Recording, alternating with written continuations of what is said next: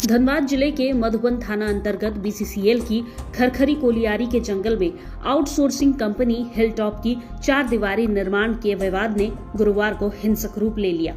ठेका कार्य में वर्चस्व को लेकर दो पक्ष आमने सामने हो गए।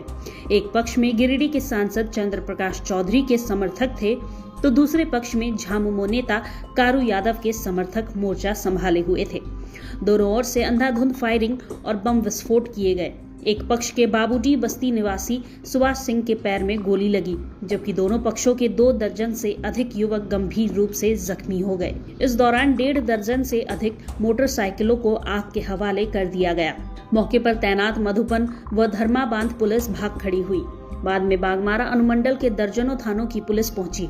इधर घटना के विरोध में झामुमो समर्थकों ने खरखरी स्थित गिरिडीह सांसद चंद्र प्रकाश चौधरी के आवासीय कार्यालय को तोड़फोड़ करते हुए आग के हवाले कर दिया, जिसके बाद बागमारा एसडीपीओ पुरुषोत्तम कुमार सिंह के नेतृत्व में पुलिस ने जेएमएम नेता कारू यादव के मार्केट खरखरी तालाब के पास पहुंचकर घटना को अंजाम देने वाले युवकों की तलाश शुरू कर दी।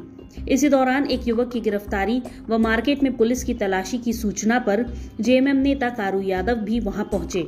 पुलिस व कारू यादव के बीच कहासुनी के बाद हाथापाई शुरू हो गई। पुलिस ने कारू यादव को हिरासत में लेकर गाड़ी में बैठाने का प्रयास किया, लेकिन कारू के समर्थकों ने पथराव शुरू कर दिया। पथराव में बागमारा एसडीपीओ गंभीर रूप से जख्मी हो गए। उसके बाद पुलिस वहां से निकल गई। इधर कारू यादव भी पुलिस हिरासत से बचकर निकल गए। सूचना पाकर ग्रामीण एसपी कपिल चौधरी मधुबन थाना पहुंचे और मामले की जानकारी दी। अब इस मामले में आईजी और विधायक जयराम महतो का भी बयान सामने आया है। आइए सुने क्या कहा उन्होंने। थोड़ा सा उनका स्थिति तो नहीं अभी स्टेबल है, लेकिन क्रिटिकल है। इधर इलाज चल रहा था, उनका सभी वाइटल पैरामीटर सब नॉर्मल है। सिर पर चोट लगा है, थोड़ा सा सिर पर क्रैक भी हुआ। उसको फर्दर ट्रीटमेंट के लिए उनका परिवार तरफ से रिक्वेस्ट किया गया था कि उनको दुर्गापुर में ले जाना चाह रहा है। उस आधार पर उनको अभी दुर्गापुर फर्दर इलाज के लिए भेजा गया। जो प्रारंभिक तौर से ये पता चला है कि जो ये घटना हुई थी लगभग 12 साढ़े 12 बजे के आसपास धर्माबांध थाना क्षेत्र में दो गुट का आपस में झगड़ा हो गई थी। उसके रिएक्शन में फिर मधुबन थाना क्षेत्र में एक कार्यालय को आग से जला दिया था एक ग्रुप के द्वारा। उसको देखने के लिए इन्होंने गए थे। उस दौरान पीछे से किसी ने वो पत्थर चला लिया था, तो इसमें पत्थर लगाने की बात आ रही है, सामने आ रही है। इसमें हम लोग अभी आगे का जांच कर रहे हैं। कांड वगैरह दर्ज हो जाएगा और आगे का कर रहे। देखिए, हमारा तो लॉ एंड ऑर्डर की स्थिति को संभालने के लिए हम लोग जाते हैं। उस समय पर किसी आदमी ने पीछे से पत्थर लगा दिया तो किसी के सिर पर भी लग सकता है, तो उसी हिसाब से ये लगा है। ऐसे नहीं है कि पुलिस हाथ पर रख सकते हैं। हमने ड्यूटी के दौरान घटना है, इसी घटना का पहले का है। जो डीएसपी साहब का चोट लगा है उसके पहले की घटना है। अभी उनको दुर्गापुर मिशन हॉस्पिटल में उनको लेके गए हैं उनके परिवार के द्वारा। ये सभी चीज को अभी पूरा देखेंगे, देखने के बाद भी इसमें कोई बयान कर सकते हैं। पूरा मामला को हम लोग देखेंगे, अभी उसमें समीक्षा कर लेंगे। समीक्षा के बाद भी इसमें कुछ क्लियर जरूर होगा। किसी के ऊपर भी किसी तरह का कोई हमला होगा तो पुलिस की तरफ से नहीं, किसी भी अपराधी नहीं बच सकता। आप तो कह रहे हैं ये हमेशा रहता है, हमेशा रहता है। आप लोग जब से हैं ये रहता है, तो जहाँ जहाँ इसको सूचना मिलता है पुलिस की तरफ से जो कार्रवाई किया जाता है, कभी कभी है वो ज्यादा हो जाता है, उसके चलते इसी तरह का घटना हो जाती है।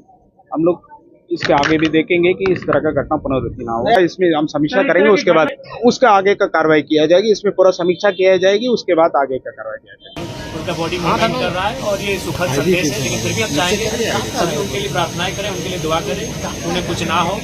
और इस अवस्था में, इस घड़ी में एज ए असेंबली का मेंबर होने के नाते, इस राज्य का निवासी होने के नाते, मैं पुलिस महकमा के साथ, पुलिस परिवार के साथ खड़ा हूँ। और मैं भी प्रार्थना करता हूँ, मैं भी दुआएं करता हूँ कि डीएसपी महोदय आदरणीय बड़े भाई पुरुषोत्तम सिंह जी शीघ्र स्वस्थ होकर हमारे बीच उपस्थित होंगे। उसके बारे में क्या कहें? देखिए, इसकी हम भर्त्सना करते हैं और बिल्कुल ये बहुत ही निंदा असंवैधानिक है कि आज कोयला चोरों का, कोयला माफियाओं का मनोबल इतना बड़ा है तो प्रशासन को भी तुच्छ समझ रहे हैं। और आज प्रशासन के पास भी, पुलिस के पास भी एक अच्छा मौका है बागमारा से माफियाओं के गुंडों को खदेड़ने का और बाघमारा को एक शांत बाघमारा बनाने का एक अच्छा अवसर है। ये बहुत ही असंवैधानिक विषय है कि रैयत जब अपना हक मांगने के लिए जाते हैं तो कुछ गुंडे, जिनको शायद इनडायरेक्ट रूप से कंपनी के लोग ही हायर करते हैं, उनके माध्यम से लहू-लुहान किया जाता है उस सरजमी को, और आज उस लहू-लुहान की कीमत एक काबिल, एक जाबाज अफसर को घायल होकर चुकानी पड़ रही है। ये बहुत ही दुर्भाग्य का विषय है। इसीलिए मैं प्रेस के माध्यम से पूरे, क्योंकि यहाँ आईजी डीआईजी महोदय भी आए हैं, यानी उत्तरी छोटा नागपुर रेंज के सभी बड़े पदाधिकारी आए हैं पुलिस के, तो मैं उनको स्पष्ट कहूंगा कि यही अवसर है, बाघमारा जैसे जितने भी एरिया जो माफियाओं के संरक्षण में है, जहाँ माफियाओं की गिरफ्त में है, उन एरियाओं को माफियाओं के चुंगल से आजाद कराएं और बिल्कुल डीएसपी महोदय स्वस्थ इलाज का लाभ लेकर जब स्वस्थ होकर फिर से चलने के लिए अपने बाहर घर से आए, उससे पहले माफिया जेल के अंदर होने चाहिए। हम कहीं ना कहीं सिस्टम को मानते हैं, चाहे उसमें ब्यूरोक्रेट्स रहें, विधायिका के अंग रहें, सबकी मिली भगत है। हो सके बिल्कुल जो सिस्टम में, जो भारत का लोकतांत्रिक सिस्टम है, उस सिस्टम को हम दोषी मानते हैं। उस सिस्टम में इतनी ताकत नहीं है कि माफियाओं का मुकाबला कर सके। आज माफियाओं का मनोबल इतना बढ़ गया है कि एसडीपीओ को पत्थर से मार